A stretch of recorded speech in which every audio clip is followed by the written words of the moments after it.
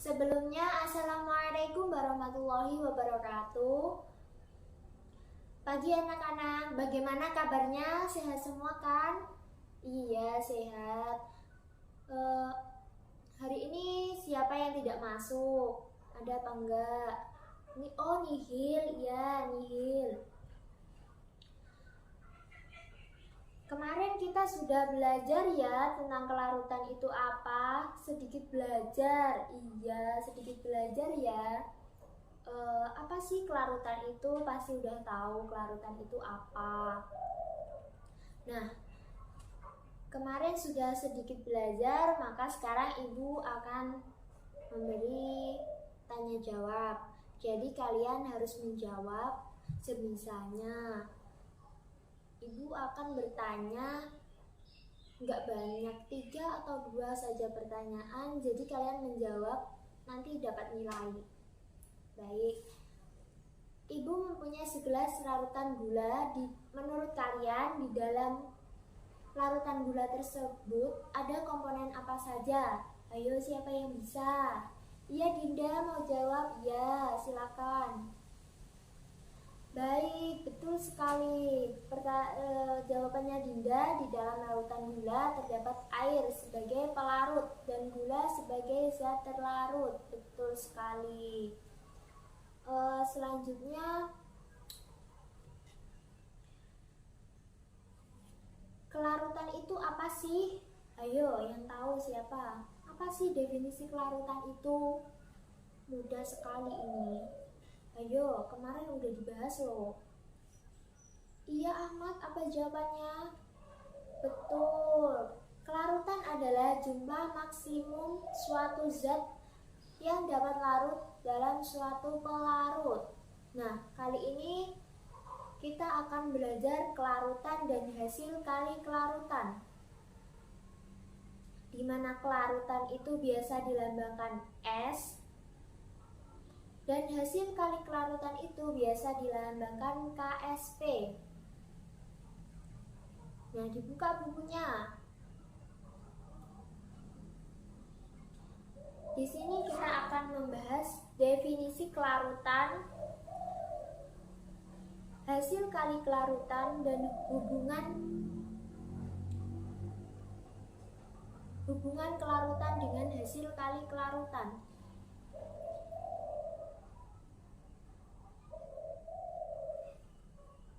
Definisi kelarutan tadi apa?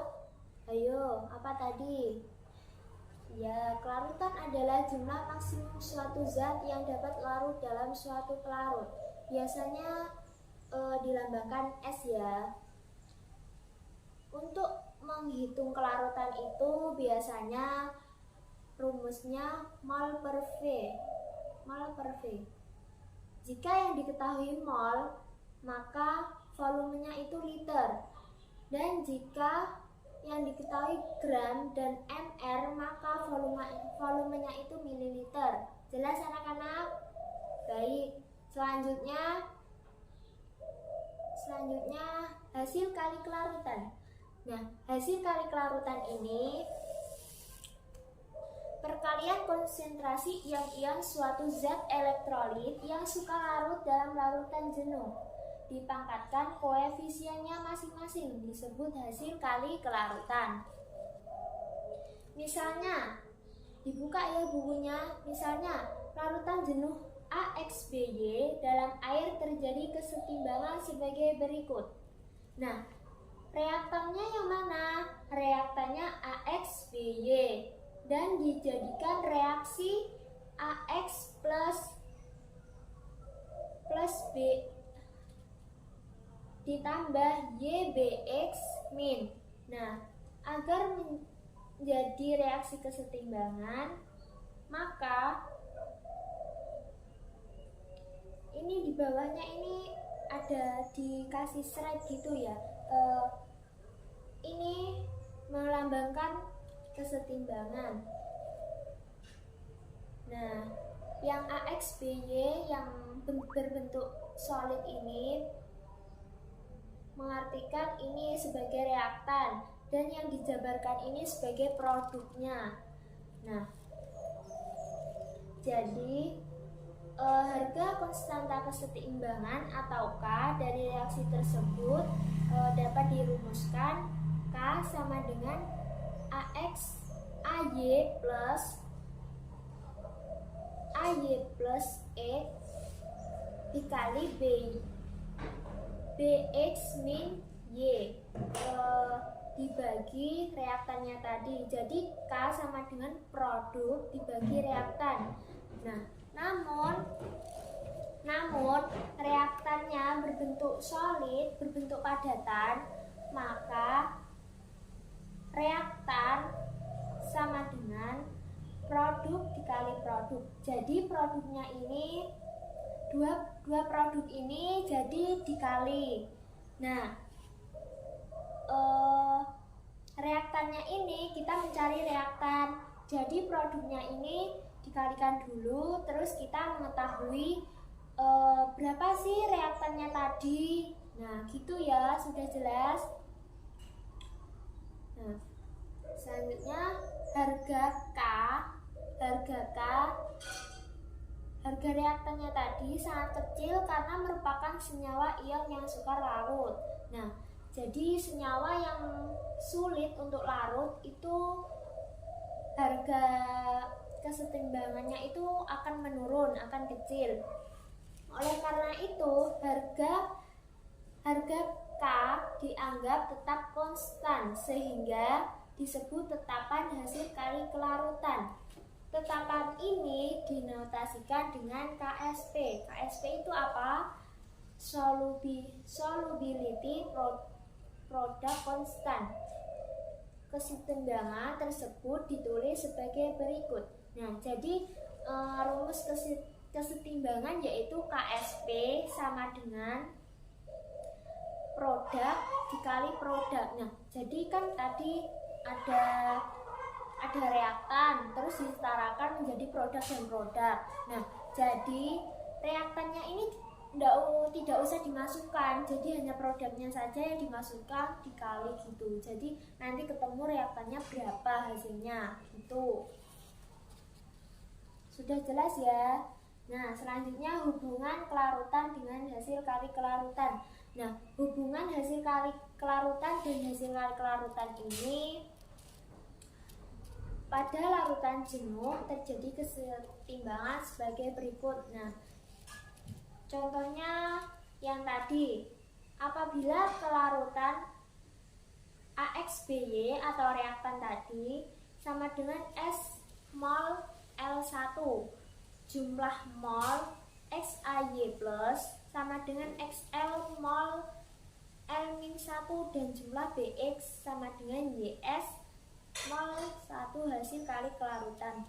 Hasil kali kelarutan ini ditulis dengan KSP sama dengan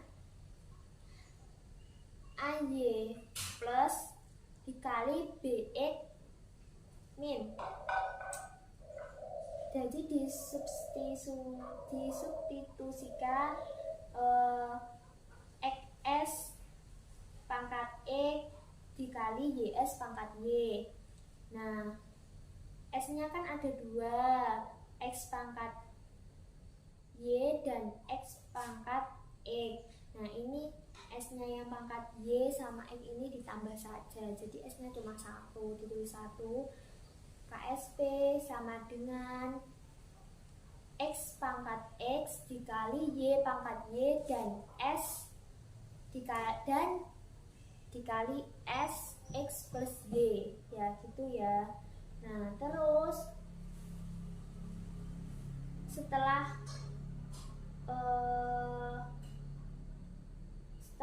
rumusnya itu nanti X S X plus Y itu dicari berapa sih itu ya. Cara mencarinya di akar. Jadi KSP dibagi X pangkat X dan Y pangkat Y. Nah, jika sudah diketahui, nah kan rumusnya sudah gitu ya. Nah, nanti S-nya ini sama X plus Y-nya ini dipisah. S sama dengan X plus Y. Nah, jadi X plusnya Y-nya ini tidak gandeng sama S-nya.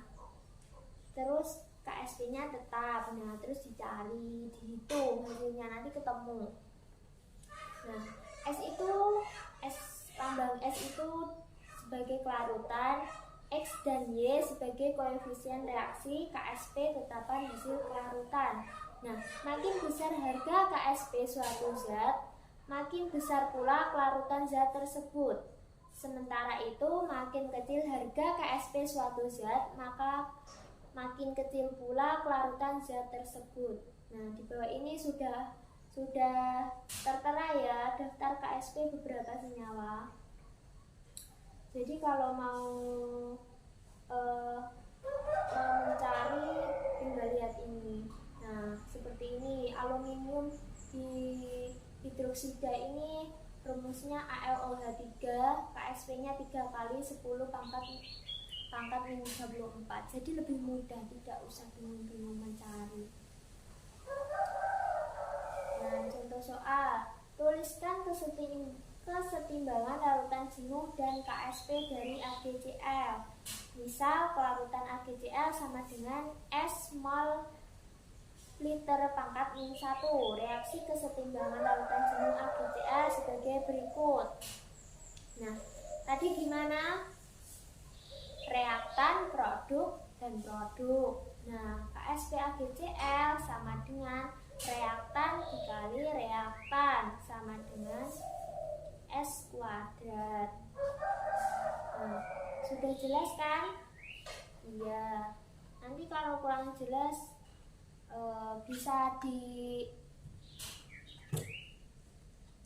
bisa dipelajari lagi lebih lanjut dan nanti bisa ditanyakan ke saya lagi ya. Untuk hari ini itu saja dari materi yang Ibu sampaikan. Jangan lupa nanti dikerjakan latihan soal.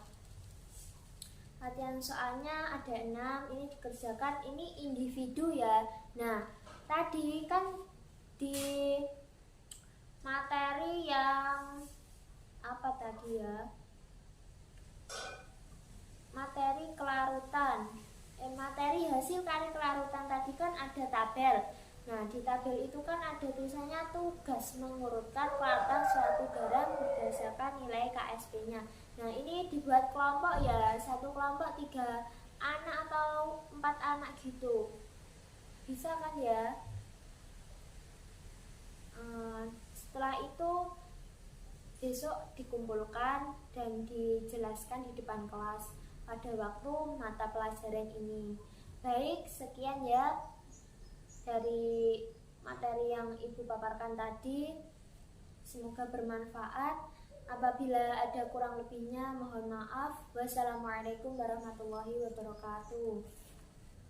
Jangan lupa ya tugasnya.